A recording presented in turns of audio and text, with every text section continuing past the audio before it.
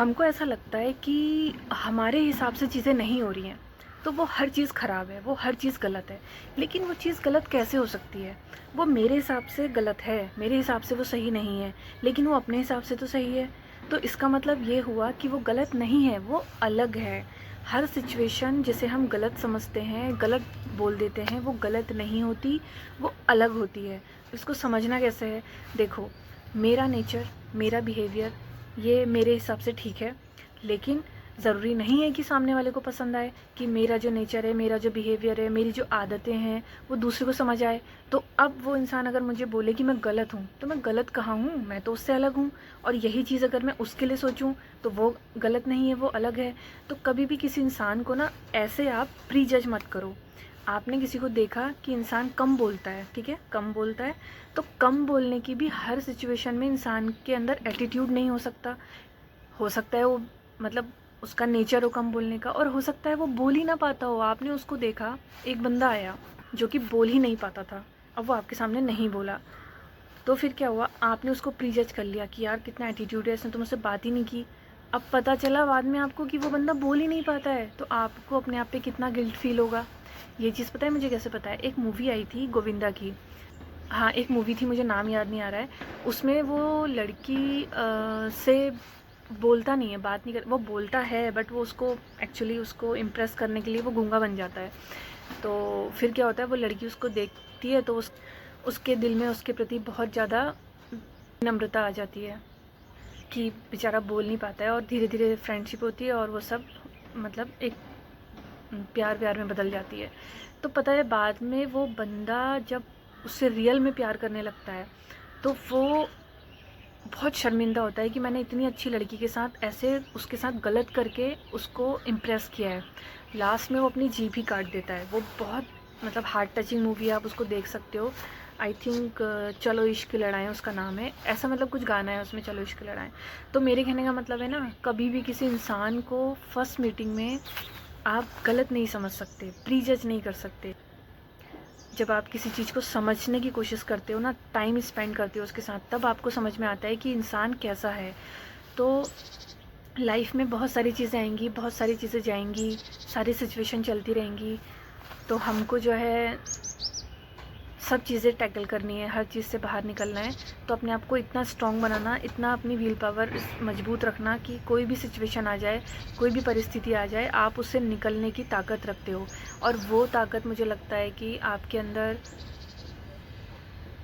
एक spiritual power है ना, जो आप जैसे कि प्रेमानंद महाराज जी हैं, उनको सुनने के बाद मुझे बहुत सारी चीज़ें क्लियर हुई। मुझे समझ में आया कि हाँ, चीज़ें ऐसे भी होती हैं। मतलब चीज़ें इतनी कठिन नहीं थी, इतनी टफ़ नहीं थी जितना मैंने बना दी, जितना मैंने अपने दिमाग में सोच लिया। तो जब धीरे धीरे चीज़ें क्लियर हुई, तो मुझे पता चला कि हाँ, ये तो सच बात है कि चीज़ें इतनी आसान होती हैं, लेकिन उसको हम टफ़ बना देते हैं। कई ऐसी सिचुएशंस होती हैं तो लाइफ़ की, जिसमें हमको लगता है कि हम हैंडल नहीं कर पा रहे हैं, लेकिन हम हैंडल कर सकते हैं।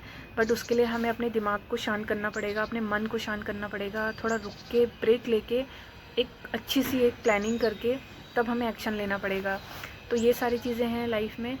बाकी मुझे ऐसा लगता है कि कोई भी प्रोफेशन हो, कोई भी जॉब हो, कितना भी बड़ा बिज़नेस हो, लेकिन ना अगर आपके अंदर अगर आपके अंदर इंसानियत नहीं है, ईमानदारी नहीं है, तो हर चीज़ बेकार है। सब कुछ होकर भी आपको खुद ही फ़ील होगा कि मेरे अंदर कुछ तो कमी है, कुछ तो कमी है।